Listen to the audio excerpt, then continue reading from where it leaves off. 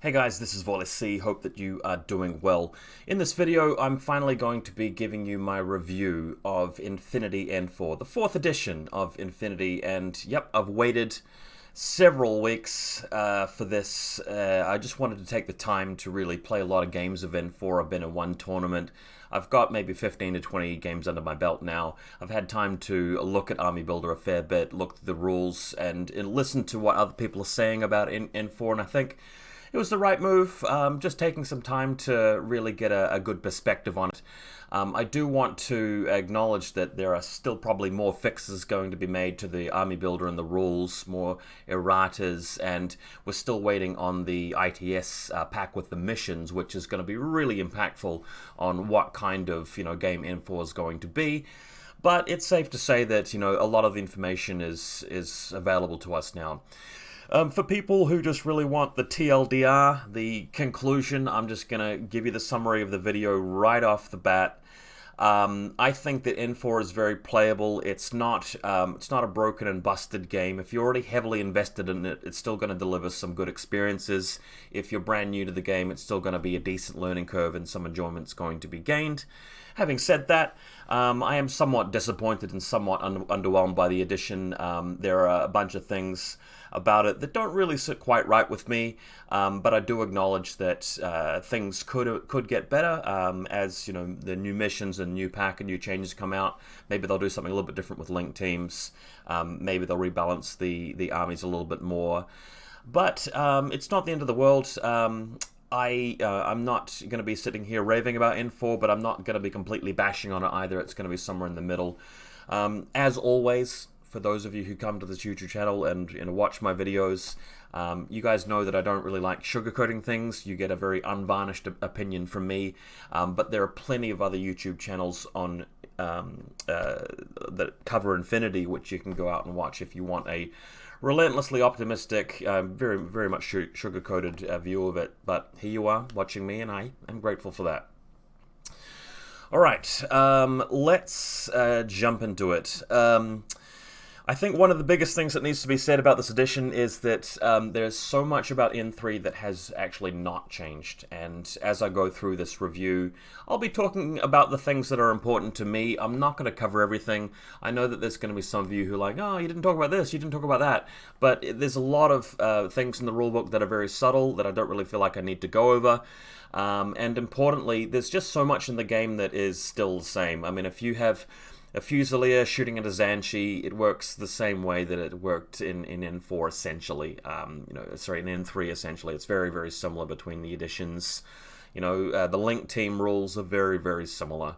The rules for getting around the map, very, very similar. So, in a lot of ways, it's a kind of an incremental change. I didn't play N2, but from everything I've heard about it, the gap between N2 and N3 was massive. It was a really big paradigm shift, very much a different game. But I don't think that's the case from N3 going to N4 for those of you who are unfamiliar with any of the editions.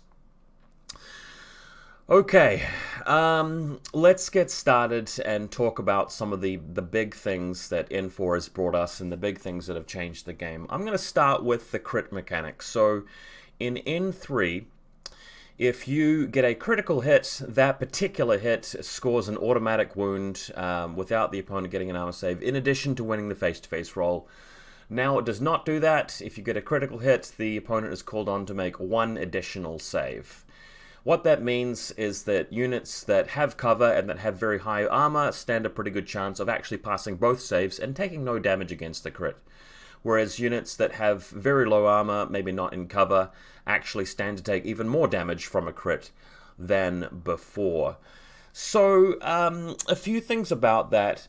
I think Corvus Belli, their motivation in making that change was primarily because in N3, people kind of looked down on the units that had a lot of armor. When you're talking about tags that have armor 8, 9, or 10, heavy infantry that have 4, 5, 6 in terms of armor, people kind of were reluctant to play them a lot because with the crit mechanic, if you're shooting an HMG at that unit and you're spending several orders on it, you're bound to start getting crits over time.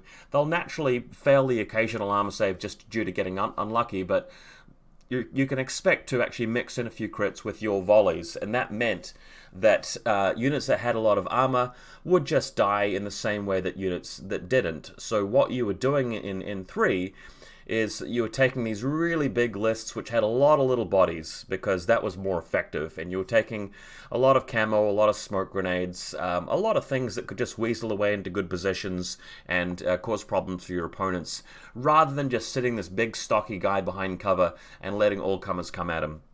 And Corvus Belli, I think, set out to change that, and they made it their goal to make it a different game from that. And I wholeheartedly feel that they succeeded in that. That was what they wanted to do. They got it. In N4, it definitely makes sense to have a tag sitting behind cover. It's much more easy to get cover in N4 now, because you only need to have even the slightest pixel of your, well, that's probably not true, a very small amount of your silhouette obscured rather than 1/3.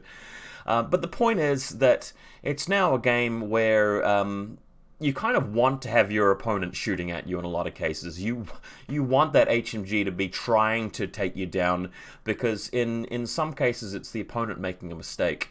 If they just have a pleb that doesn't have an AP HMG and they're just trying to whack at you, and you're an armor 8 tag in cover, they could easily spend, you know, a decent turn's worth of orders trying to kill you and not succeed in doing that, and your engineer can fix your tag up and you've suddenly got this massive advantage. It really wasn't that easy to do in N3. And in the list building and in armies, people are definitely taking tags more, taking heavy infantry more, and that seems to be more the way the meta is looking right now. Could be wrong, but that's sort of how it feels. So that was what Corvus Belli wanted to do, and they got their wish. One other thing that's changed with the crit mechanic, though, is that the crits are much more punishing for medium range and sort of low range sort of stuff. So if you have a lot of guys with Dogged and NWI and, you know, paper thin armor, the crits start to really punish them if you get a bit unlucky. Previously, if you're walking around the table with, you know, your Umbra Samaritan or your Liget or whatever it might be, and some random Guangxi just gets a crit on you, well, you can continue moving and get to your objective and get into close combat or whatever it may be. Now, if that happens, you are in serious danger of actually failing both armor saves and dying outright. So the thing about the crit mechanic is that I feel it's actually introduced more variance into the game rather than reduced it. If you think about it, that scenario where you're going up against their armor 8 tag with your HMG, maybe it's an AP HMG, maybe it's not. Maybe you're a tag with +1 damage, maybe you're not. But the variance in the game now, I think, just gives you a bit more of a wider range of results. There could be a game where you spend maybe 2 or 3 orders, your opponent fails a bunch of armor saves, you have made some crits, they're taking extra saves but failing them, and their thing just gets ripped off the board. Whereas the opposite can also be true. You spend 6, 7, 8 orders shooting at that thing, and it passes every single one, even though you're getting crits, because maybe it's passing the saves on a 5+ or a 6+ on a D20, and it just so happens that that person's not rolling any really low numbers. With the crits, I felt like it was a bit more regulated, though, because you could sort of expect to get a crit every maybe, you know, 3 or 4 orders are spent, maybe less than that, and it just starts to add up in a way that both players tend to expect. Maybe that the enemy tag runs away and ducks behind cover because it knows what's coming, maybe it doesn't. But with a new crit mechanic, I feel like it's just even a little bit more variance heavy, a little bit more luck dependent, because more dice are being rolled and because of the nature of how that crit mechanic works. But just coming back to what we talked about before with tags and heavy infantry and it being a desirable thing sometimes to hang out behind cover and be an ARO piece. In the background of this video, you can see I've got Tabletop Simulator open. Let me just minimize my cam for a second, and I want to talk to you about an example here. So what you see before you is a Pano Link team. It's got 4 Fusiliers and a Knight of Justice, and we're going to pretend that this Knight of Justice has a missile launcher.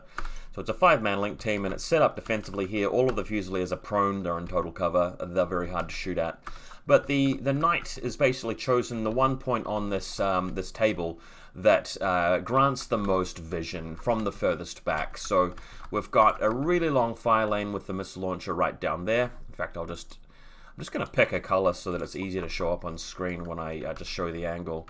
So you can see down that long line there. If something comes along the side, he's got that field of view there. He's got this side of the board covered, but he's also got this approach down here covered as well.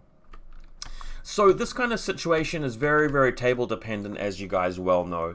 I have chosen this map as an example because it was the most balanced map that I could think of. I'm a bit biased because I made this map myself. However, this was used in round 1 of the Tabletop Simulator League Season 2, and at the end of that league, after well over 100 people played on this map, I got a lot of people to vote about which maps they liked and they thought were balanced, and this one really came out well with the number of people who liked it. So it's my best attempt at finding an example of a map that's decent. As you can see here, there's plenty of places to hide from the missile launcher. You can go through the building through there, but there are also opportunities to make your sniper and your missile launcher work. Back at the beginning of N3, when I was starting the game, there weren't really many things in terms of heavy infantry that could join link teams. And when it came down to ARO pieces, there were very few things in the game that could just sit there and have a big advantage. Most ARO pieces that you would set up would either just die outright to a heavy infantry machine gun, or a TR bot with assisted fire with a machine gun, or something like that. Or there might be a Sien warrior sitting in a smoke cloud. These things would easily be able to rip into a link team, and the best link team that I could think of when I first started was like the Fusilier missile launcher, who was, Ballistic skill 15 tops, could only survive 1 wound, didn't have shock, didn't get to see through smoke or anything, had armor 1. Over the course of N3, though, I started to see a few changes. I was playing ISS a lot, where the Crane with Spitfire was an example of a heavy infantry that could join a link team, but he was kind of a little bit, reined in by the fact that he could only have a Spitfire. You couldn't take a missile launcher Crane in a link team, for example.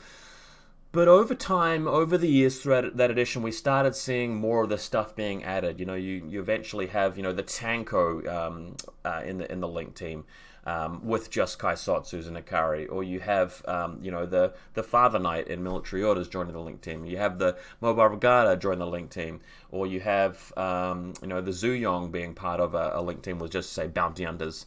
And it became more and more and more and more common to have this guy who's got 6 sense level 2, so it doesn't matter if you're shooting him through smoke or white noise or whatever, he'll ignore that.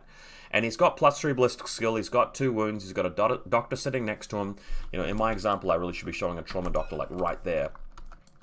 But the point is that they've stiffened up that defensive arrow more and more and more and more, to the point where at the end of N3, it started to become viable to just sit something there. Just sit this ARO piece right out in front of the table, see as much stuff as you can with it, and just egg your opponent on and get them to try and come after you.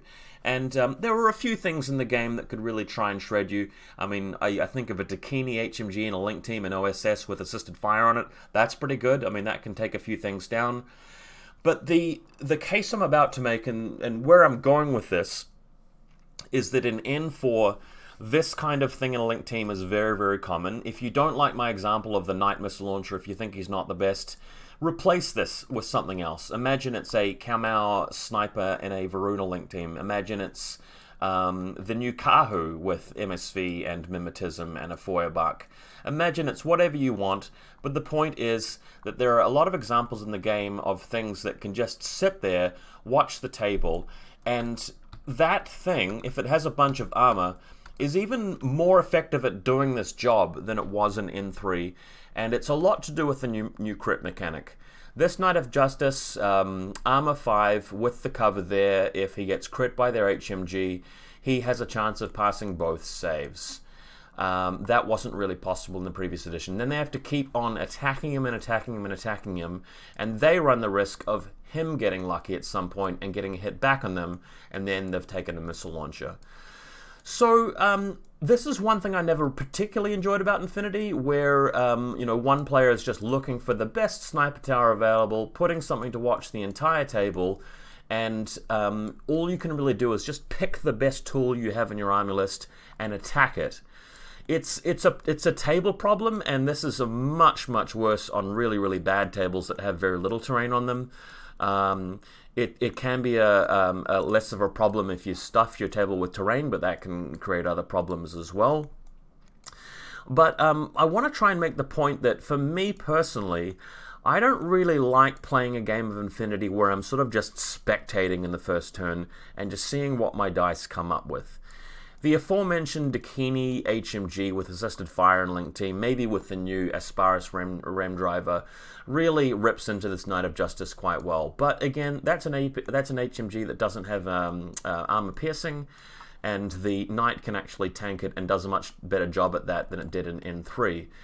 I think I'd rather play a game of Infinity that was more about outpositioning the Knight, finding other things to do on the map, and I'd also prefer it if this wasn't such a brainless, optimal strategy. If you're running Svelaraim or a military orders or something equivalent to that, and you can put a big armored piece up there, you should.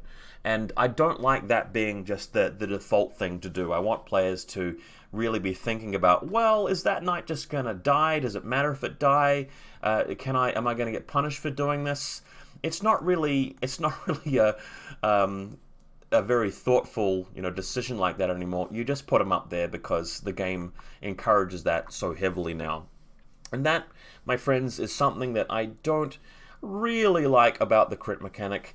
It's similar with the tag as well. I mean, you have an avatar or something, it always should be watching a piece of the board. It should be able to guts back behind cover like here or here if it can. And we're now in a game where, especially if the table is not laid up very well, it's just a bit of a shootout on turn one. And yeah, that could be exciting when you're new to Infinity, but after you've played Infinity for months or years, in my case, that's not really the most interesting thing. The interesting thing is about getting better positions overall on the board and getting the jump on your opponent, outplaying them. And that's realistically what I prefer in a tabletop war game. So that's how I feel about the crit mechanic. Is the crit mechanic better than it was in N3? I think it's a bit of a side grade. In the lead up to N4 coming out, when we first found out about the crit mechanic being changed, we didn't know what it was going to be. On the forums, we were just speculating, oh, we've heard it's going to be changing, what's it going to change to?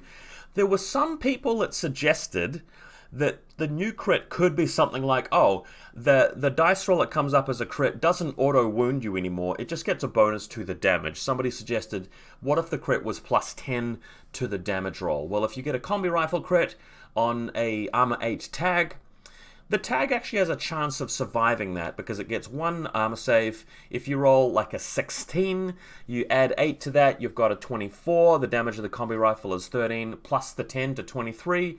The tag has survived. It had maybe, a 30% chance of surviving, whereas just your average guy with armor 1 is never going to survive. I actually quite like that idea. I think that a really good value would be plus 8, because then the weakest gun in the game, like the pistol, with plus 8 takes you to 19. So if you're a guy with no armor at all, you still have a 5% chance of just getting by that crit. So you still can make the dice roll. And that Yotam cover with armor 13 actually still has a pretty good chance of surviving against a pistol crit, as it should, if it's that big of a tag in cover, right? Is there any chance that Corvus Belli would change the crit mechanic again at short notice? Absolutely not. This is their baby. They've made this choice. They're happy with it. This is what we're stuck with sometime, guys. But I just want to share with you that crit mechanic, I think, in hindsight, now that we know the game, the plus damage to a crit, I think, would have been a better option than the additional armor save. Less variance in my view, and it still helps out tags and stuff with armor and gets the job done. Oh, okay, the next thing on my list of talking points is the 15 unit cap that was really controversial when it first got announced. My public opinion about that was wait and see. Well, we have waited, we have seen, we're able to look at games, we're able to play games, we're able to go through the army builder, we're able to make lists with 15 orders in them and have a look. I said at the time, and a lot of people who were experienced with the game said at the time, that it's a clumsy fix. It was not really a very good way to solve the problem of everybody constantly coming up against, you know, your 20 order Nomad list, your 20 order camo list of Ariadne, your 20 order Hakislam list with 6 to 8 irregular orders that are still all very effective. We kind of got tired of playing against that again and again, and, you know, when you go to play Yu Qing, you're thinking, well, there's all this heavy infantry, but you want to take the Quang Shis and the Shaolins and the Monstrucker and all this cheap stuff, and you get to 20 orders anyway. I got tired of that, and like many people, I'm kind of glad that we don't have to face that anymore. But the pure hard cap restriction to 15 orders was the wrong way to go about doing it. If you look at all of the other things that have changed, tags and heavy infantry getting a massive points reduction, the crit mechanic encouraging high armor stuff, it's done that successfully. You don't really need the 15 unit cap anymore, in my opinion. You're kind of layering these changes together, and they have an effect of being greater than the sum of their parts. They've kind of exponentially multiplied together to give you this much different game where even if the unit cap was lifted, if I'm playing Pan-Oceania, I'm not going to try and get to 20 orders if I'm playing Yu Qing. I could get to 20 orders, but would I really want to? I'd be wanting to take, you know, a couple of Guilangs. I might be wanting to take a Ninja. I might be wanting to take a heavy infantry. Surely wanting to be taking a heavy infantry model in there. I'd probably still be aiming for 15, 16, 17 orders tops. Combined army. I mean, I've got the Avatar, I've got Norkius, I love the Shroudeds. Yeah, I could take a 20 order combined army with a lot of Hungries and Tiger Creatures and Dachshirds. They're all very good, but the new crit mechanic shreds them. The new MSV1 rules, being able to see through smoke, makes it a lot harder to creep up on your opponent. Gunning somebody down with just a Q drone, which is probably the only HMG I can afford if I'm going to 20 orders, not going to work against that Avatar or Cutter or whatever it might be in cover. I'm going to be wanting to shell out some points to get some stuff, if you know what I'm saying. So they've done enough to make me want to not take those lists anymore. There's no need to put that 15 unit cap on it and take away the opportunity and the availability of different kinds of army building and diversity. And what you've now done is you've actually, in my opinion, hurt Ariadne. Yes, Ariadne has got some really good stuff. There's some new units come out for them. There's some good changes for them. I haven't really studied them, so this may be too early for me to say. But I'm feeling like Ariadne is a little bit weak. Everybody else got some really good hacking to deal with enemy tags. Ariadne just doesn't have that. And Ariadne previously could swarm the tags a bit more, but they can't take more than 15 orders, so they're artificially having to swell up their lists with more expensive stuff, giving the enemy tags like juicy things to actually funnel themselves against. This is another, stealth buff to tags, is that previously a tag would be terrible if it only had light infantry to go and hunt down, but if there's a big juicy target for the tag to actually go and assassinate and just drill into and kill with its HMG, that was much better for it. So the 15 unit cap not needed. I'm keen on your feedback, guys, especially those of you who like to participate in my tabletop simulator tournaments and events. I'm thinking of actually running these events without the unit cap there at all, because I think that would be the best way to experiment and see if people really are still going to take massive spam lists, to see if those particular lists are strong or whether they're difficult or annoying or unfun to play against. I'm skeptical, but I don't know. I mean, I could be completely wrong. I mean, if we lift that cap, maybe people go straight back to taking these massive lists. I secretly don't think that will be the case, but there it is. I think the 15 unit cap was poorly thought through. Corvus Belli, I believe, dropped the ball on it. There are other things they could have done, and in fact, things that they actually did do. But now we have a game where we're in danger of, after a few months of figuring this game out, the list building could be very homogenized. It could be very much seeing the same stuff on the table a lot of the time, and that element of choice may well have been taken away from players. So let me know what you think. I'm not claiming to be 100% right on that issue, but that's my strong feeling about it. Okay, so we're getting into the territory of bashing CB. Let's get away from that a little bit and say something positive and give them a clap. The new dodge mechanic, I think, is positive. I think it's good. One thing that was plaguing N3 was that there was all these beautiful models that love to be in the midfield. I'm talking Miyamoto Musashi, the Daiokai, the Hulang, guys that, really looked cool, that like to jump around, harass, be lurkers, get into the midfield, cause problems, deny area. They weren't very good at all. But the dodge mechanic has really helped models out a lot in that regard. Given that you can make a move even though your opponent hasn't gained line of sight to you, so as they're creeping up on you, you can reposition. Getting into close combat, it's much more easier than the old engage mechanic was in the previous edition, and it makes units more survivable, and it makes it a game of position and interaction between the players. It's about outthinking your opponent about where you're going to move to. It's about predicting what your opponent will do with their dodges. I think that is super cool. It's certainly helped out JSA a lot, and it still helps to keep some of the small warband skirmishes in the game, because all the warbands generally have got nerfed by the change to MSV1 versus smoke, by the change to the crit mechanic, by the crushing 15 unit cap, where you kind of don't want to use a precious slot on maybe like too many Daylamis, for example. So the dodge mechanic has done a really good job at changing that overall. If you look at a model like Shona Carano, when I saw her stats, when the game was being sort of, the leaking spoilers and so forth, I thought, well, based on N3, that's a model that I'm never going to take. She's just sitting in my deployment zone.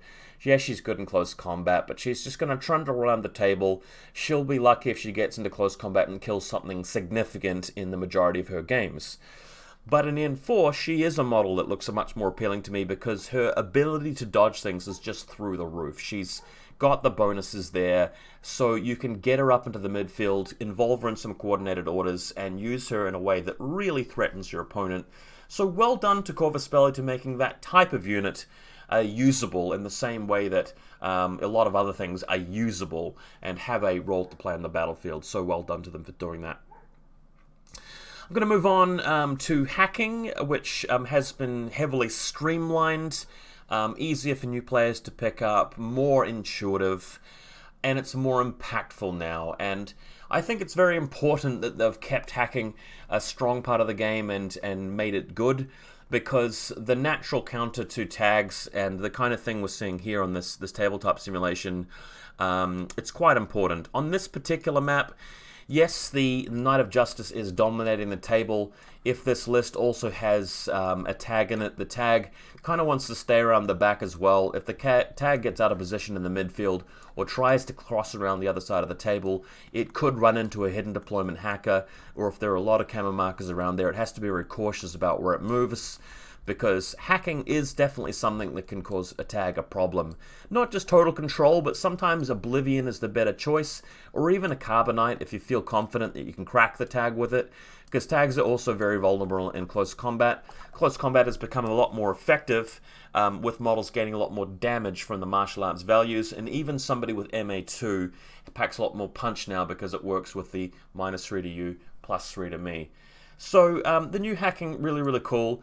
I lament the fact that they've sort of left Ariadna out. Ariadna is the low-tech faction. They shouldn't really have hacking, but I feel like they should have had something else to deal with tags in that way, other than just trying to get into close combat with them or swing at them with an AP HMG, which I don't really think is that interesting for that faction to do.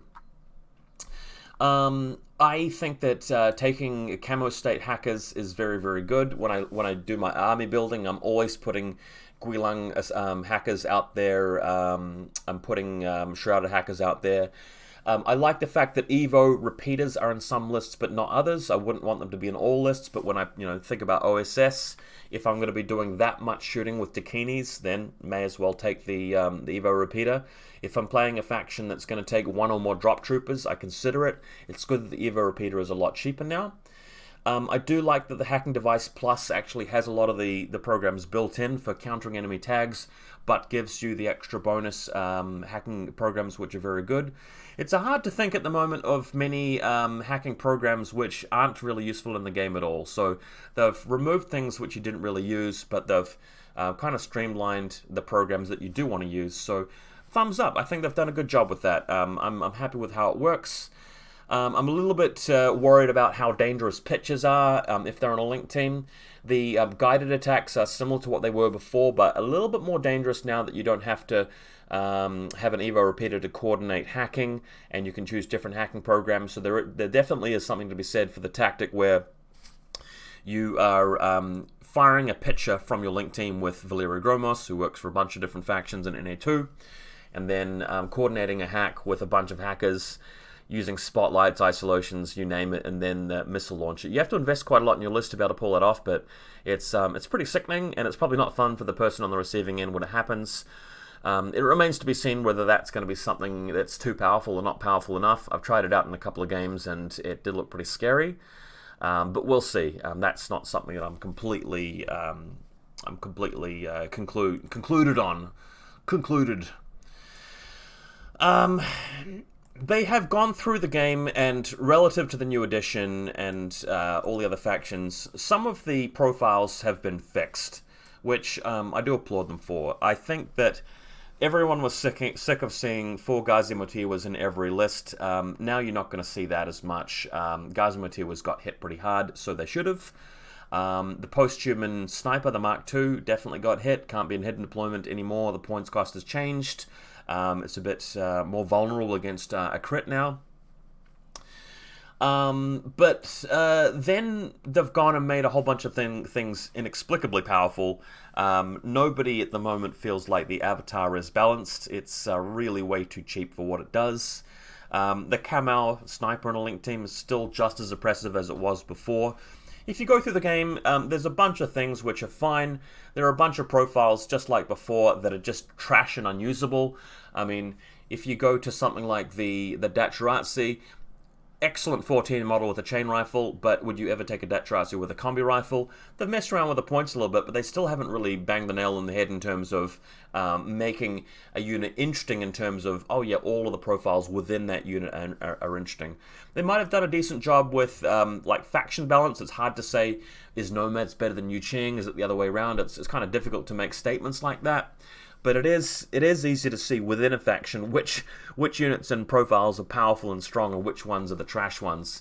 If you can't see that now, just wait a couple more months and study the game a bit more. It will become pretty clear, you know, where the imbalances lie internally within the factions. I really strongly believe that. If we take a snapshot of the meta right now, if we think about the overall power rankings for the factions, I honestly don't know for sure. I mean, I'm just guessing here. Please bear in mind that this is a guessing. But I think Pan-Oceania and Combined Army are the top dogs right now. They were the best factions at putting together these compact lists, and they still are now, and the game is even more about doing that.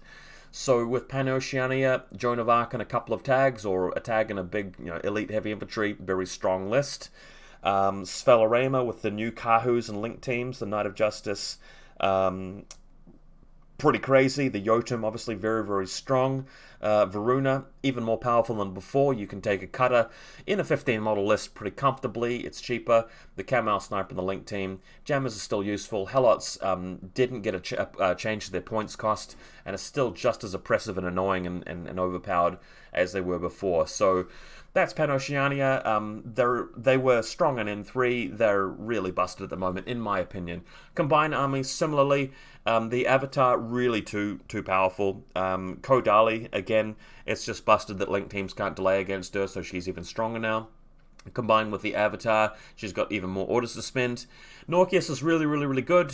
He probably has some counters. He just feels like, why would you ever take the Umbra Samaritan or Legate if you're like me? I don't see why. That would be a thing. Previously, Shishkin was too powerful, so you never saw the Samaritan. Now it's kind of like the other way around. Norkius seems to me much better than Shishkin, now that she doesn't sort of crit you on a 1 or the desired result. And she's not a hacker. She doesn't have the ability to cybermask like Norkius does. Norkius has the +1 burst in close combat. She's just got the 1 dice. It's, when you roll a crit in close combat, it causes an additional armor save rather than just cutting straight through, so she's got a little bit of trouble cracking things sometimes, whereas Norkius has got the monofilament if he needs to use that. But I won't get too far into that. I just think that Combined and Pano are sort of right up there at the top. I have a hard time working out where Nomads and Yuching are relative to everybody else. I think Hakislam is still fine. I suspect, though, that most of the NA2 factions and Ariadne are probably going to be the ones struggling. But look, let's have some tournaments. Let's see some more results. I don't know conclusively where that's at, but those are my guesses, guys. That's just sort of how I'm feeling and speculating at the moment. When N4 came out, they released that little supplementary pack which had the Link Team rules in it. Does that mean that they are going to be releasing an updated set of Link Team rules? I kind of hope so. I feel like the Link Team rules are a bit outdated, and a lot of people would like to see them changed. Let me regale you with, a tale of how I would like to see Link Teams act a little bit differently. At the moment, if you can put a big, powerful heavy infantry model with a heavy weapon in a Link Team with some cheap plebs, you can and you should, and players will do that. One idea I had to make that a little bit more of a thoughtful decision is to nerf Link Teams slightly in a way that wouldn't affect the more true, honest, consistent thematic Link Teams. And bear with me here. What if having a 5-man Link Team gave you a ballistic skill bonus, just as it does now, but instead of getting a flat +3 all of the time until you drop a member, you get +1 ballistic skill for every model of the same unit type as the model shooting, up to a maximum of 3. So if you're playing Pan-Oceania, you're Svelorama, you've got a 5-man Fusilier Link Team, completely unchanged. Doesn't matter. You've got at least 3 Fusiliers there. You're always getting +3 ballistic skill, no matter which one's shooting. But if you put 1 Knight of Justice in the Link Team, the Fusiliers all get +3 ballistic skill, but the Knight only gets +1 ballistic skill because there's 1 Knight of Justice in the team. If you had 2 of them in the team, they get +2 ballistic skill. If you have 3 of them, well, they get +3 ballistic skill, and the Fusiliers only get +2. And then as soon as one model dies, you lose the bonus completely, just as you would with, how should I put it, the previous mechanic, right? What that would do is it would slightly nerf the Link Teams, which are kind of the most oppressive, where you have that Hideout Sniper or Kamau Sniper or Brigada Missile Launcher or whatever it may be in a Link Team with just a bunch of plebs. And it's only a very small nerf if you happen to have 2 of them. So if you've got a Mobile Brigada HMG and a Mobile Brigada Missile Launcher and 3 Alguacils, then you're still at least +2, which is still pretty good. So it's not really the most massive nerf in the game. If you're playing Varuna, you take 1 Kamau Sniper. He's ballistic skill 14 overall in the Link Team, which is still strong. It's still pretty hard to deal with. But to get up to ballistic skill 15 or 16, you've got to invest the points. You've got to put the HMG in there and so forth. So if that was done there, it would mess with faction balance a little bit. It wouldn't wreck it. It would just mess with it a little bit. But it would make this kind of scenario where everybody's always just putting their big, tough guy, survivable guy who's really punishing if you don't actually get the hits off on him. And you just see this all the time, and it's just like a ritual. You show up to your game, both players are deployed. There's one guy who just picks the sniper tower, puts their beefiest thing there. They haven't really paid a lot of points for that. The heavy infantry is a lot cheaper in these days, and then they've just got like 40 points worth of Fusiliers at the back. You might not see that as much with that mechanical change. Another thing that you could do differently with Link Teams if you Corvus Belli is you could make them vulnerable to albedo and smoke grenades again. And the way you do that is you change Sixth Sense so that if you're shooting back at an enemy model through a smoke grenade or a white noise cloud or whatever it might be, you don't ignore the -6 penalty for shooting back through it. You suffer the -6 penalty for shooting back at it. If you're a Riot Girl with MSV1 and they've put down a smoke grenade and it's the Cien Warrior shooting at you, you shoot back, you don't ignore the cloud completely, you just use your MSV1. If you're shooting at something that has a white noise cloud and they're firing at you, rather than ignoring that -6 penalty because you have 6th sense, you suffer the -6 because you have MSV and you're being countered by the white noise. And again, this situation we're seeing where somebody's just setting up a very difficult to break ARO piece has a kind of a counter to it, and you have to sort of be cagey, you have to be a little bit afraid, you have to make a calculated, thoughtful decision. There's some counterplay. You have to, choose this model as your reserve trooper and just wait to see if your opponent seems to be deploying the kind of army that will set that kind of thing up. Are they likely to put a white noise template down? Do they have a faction with smoke grenades? So it becomes a bit more of a thinking man's game than it currently is, and I think that would be really cool for Link teams. They took away the ability for Link teams to delay if things get too close. I don't know if I like that. I think that Link teams are a bit vulnerable and fragile and can lose easily to something like Kodali.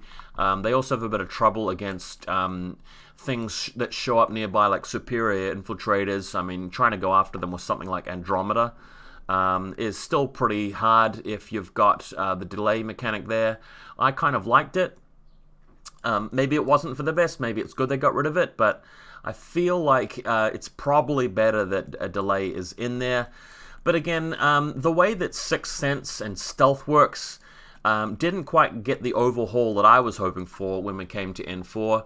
I proposed some ways it could be changed. It's still kind of weird now. They did actually put in the rules, believe it or not, that automatic skills like stealth are considered to always be used unless the player actually specifically says, and they specify that it's not being used, so that was cool. But it's still, a game of Simon Says where, like, if your opponent forgets to say they're not using stealth, their model moves through, you don't react, then they come around and shoot you, and then you reveal your camo flage marker behind the wall and you hack them, or you dodge around the corner with it or something like that. So I just feel like the people that designed this game and playtested it don't have the level of understanding of this game that the more experienced member of the community does, and I think that's pretty obvious to just about everybody. Cool. Okay. That is about all I really wanted to say in my review of N4. Again, the game's not broken, it's not busted, it's playable, it's a fun game. I'd rather be playing N4 than N3 right now, primarily because it's newer and it provides more learning. I don't know if after a year or two I will find that I've enjoyed the edition more than N3. There is a small percentage chance that I may drop Infinity, sell all my armies and go do something else with my life within the next year or two. I hope that doesn't happen. I hope that N4 continues to deliver. I really hope that they put out a really good mission pack. That's going to be important.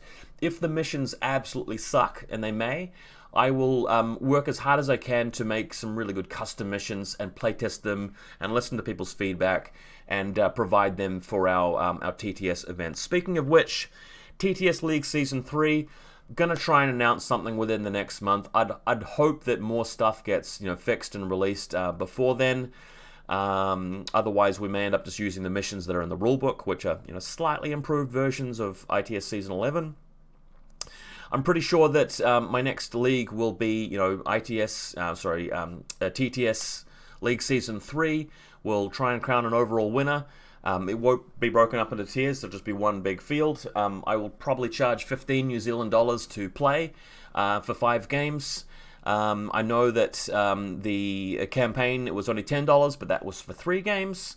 My most recent ICB, the Brawl, the casual event, that was really just an optional donation. But the next time we do a serious event, I will charge 15 New Zealand dollars for it. Probably not very much in your currency. But we'll hack out the specifics and the details a bit closer to the time. And in the meantime, let me know how you're finding N4. Let me know what you think of the main big changes. Obviously, I haven't covered a lot of stuff. I haven't talked about this and that, but I can't. I've only got one video to review this thing in for now. Yeah, time will tell. Having some decent games. I'm enjoying myself, so let's hope that continues. Thanks for watching, guys. As always, catch you later.